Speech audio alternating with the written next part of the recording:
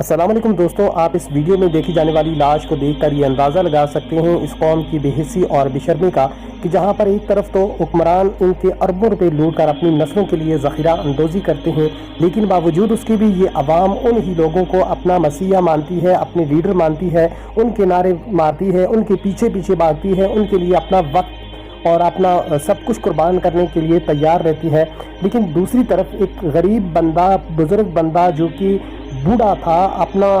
گھر کا جو ہے نظام چلانے کے لیے وہ پاپڑ بیچا کرتا تھا، وہ جب جاتا ہے ایک شادی کے اندر اور شادی حال میں جو ہجوم ہے، جو کہ بھیڑ ہے، جو کہ ایک وقت کے کھانے کے لیے وہاں پر پہنچی ہوئی ہے، تو وہ اس شخص کو صرف اس شبے میں کہ شاید یہ جیب کترا ہو، اس شبے میں اسے مار مار کر قتل کر دیتی ہے، اور صرف اتنا ہی نہیں، قتل کرنے کے بعد اس کی لاش کو وہیں پر پھینک کر اس کے سامنے ہی وہیں پر اپنا کھانا کھانا وہ شروع ہو جاتے ہیں۔ انتہائی المیہ یہ ہماری اس قوم کے لیے اس ویڈیو میں آپ دیکھ سکتے ہیں، لاش وہیں پر پڑی ہوتی ہے اور سامنے کرسیوں پر بیٹھے یہ باراتی کھانا کھا رہے ہیں۔ ان کی تشدد کی